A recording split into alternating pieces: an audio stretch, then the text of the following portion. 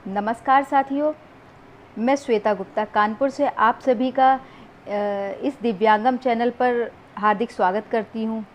मैं ख़ास तौर पर अपनी दिव्यांग बहनों को संबोधित करना चाहती हूँ और मैं धन्यवाद देना चाहती हूँ आदरणीय मिश्रा जी का, जिन्होंने यह हमें मंच प्रदान किया, जिसके माध्यम से कि मैं अपनी बात अपनी दिव्यांग बहनों तक पहुँचा सकूँ। मैं अपनी दिव्यांग बहनों को बताना चाहती हूँ कि वो समाज में अपने आप को बिल्कुल कमज़ोर महसूस ना करें और अपने आप को कमज़ोर महसूस करने की आवश्यकता ही नहीं है, क्योंकि हमें अपने आप को जो अपनी कमज़ोरी है उसी के माध्यम से हमें अपने आप को स्ट्रॉन्ग बनाना है। हमें दिखाना है मैं कमज़ोर नहीं हूँ, हमें कमज़ोर नहीं हूँ। ये ईश्वर ने हमें ये विशेषता प्रदान की है और इसके माध्यम से मुझे अपने अंदर की जो प्रतिभा है वो शो करनी है। तो मैं आपको बताना चाहती हूँ कि ये सब हम कैसे कर सकते हैं। ये सब हम इसके लिए पहला चरण है आत्मविश्वास।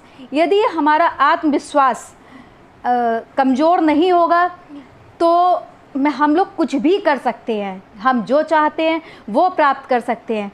आत्मविश्वास वो की है, वो चाबी है हमारे जीवन की, जो कोई भी ताला वो खोल सकती है। तो हमें आत्मविश्वास को बिल्कुल भी कमज़ोर नहीं करना है। और दूसरा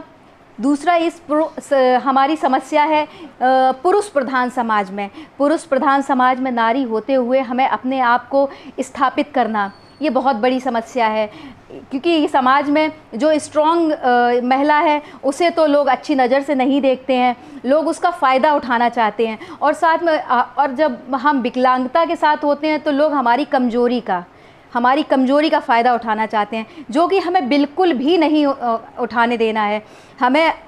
हम लोग इतने समझदार हैं, अपना निर्णय ले सकते हैं कि क्या अच्छा है क्या बुरा है।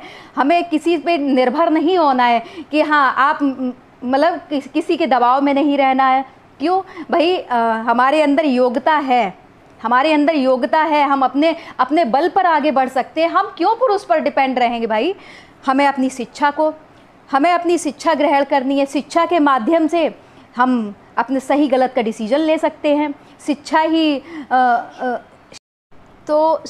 ही वो माध्यम है जिससे हम अपने आप को समाज में सशक्त रूप से प्रदर्शित कर सकते हैं। अपने ऊपर आने वाली आपदाओं को, अपने संकटों को सही प्रकार से निपटा सकते हैं।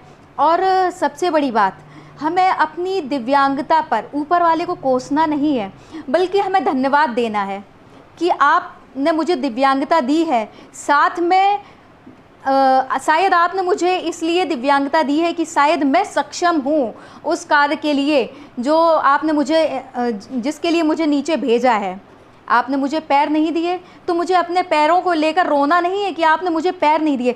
शायद उन्होंने मेरे हाथों में वो मजबूती प्रदान की है, पैरों की मजबूती मेरे हाथों में प्रदान की है कि जो मेरे पैर नहीं कर सकते वो मेरे हाथ कर सकते हैं। या मेरी आँख नहीं है तो मुझे अपनी आँखों के लिए रोना नहीं है। शायद ऊपर वाले ने कहा नहीं, तो मैं अपनी आत्मिक आँखों का प्रयोग करना है। जैसे हमारे सूरदास जी थे, उनकी आँखें नहीं थी, लेकिन फिर भी उन्होंने वात्सल्य का कितना सुंदर वर्णन किया है। मुझे नहीं लगता कि शायद कोई ऐसा व्यक्ति होगा जिसकी आँखें हों और उसने इतने सुंदरता से कभी दुनिया को देखा होगा, इतनी सुंदरता से भगवान की छवि, बाल रूप का इतना सुंदर वर्णन मैं नहीं समझती कि कोई ऐसा आँखों वाला व्यक्ति भी कर सकता है। तो हमें अपनी दिव्यांगता को लेकर कभी परेशान नहीं होना है। हमें अपनी शिक्षा के माध्यम से अपने रोज़गार के अवसर तलाशने हैं। शिक्षा से हम बच्चों को ट्यूशन दे सकते हैं और भी समाज को शिक्षित कर सकते हैं, अपने अड़ोस पड़ोस वालों को शिक्षित कर सकते हैं। हम अपने समाज को अच्छा बना सकते हैं। अच्छी सोच का शिक्षा के माध्यम से हम अपने अड़ोस पड़ोस को उत्तम सोच का बना सकते हैं। अगर हम शिक्षित होंगे तो हम रोज़गार के अवसर तलाश सकते हैं। रोज़गार के अवसर, उससे हम खुद भी लाभान्वित होंगे और हम अपने अड़ोस पड़ोस वालों को भी, जो दिव्यांग नहीं है, हम उन्हें भी रोज़गार प्रदान कर सकते हैं। जैसे कि अब तो मास्क बनाकर, फूल बत्ती बनाकर और ट्यूशन, सिलाई, कढ़ाई, बुनाई, ये सब करके हम अपने आप को इस समाज में सशक्त रूप से प्रस्तुत कर सकते हैं। तो इसलिए मैं आप सभी से कहना चाहती हूँ कि आप लोग अपने आप को कभी कमज़ोर मत समझो और अपनी दिव्यांगता पर कभी कष्ट मत करो। बस इन्हीं शब्दों के साथ मैं अपनी वाणी को विराम देना चाहती हूँ। धन्यवाद।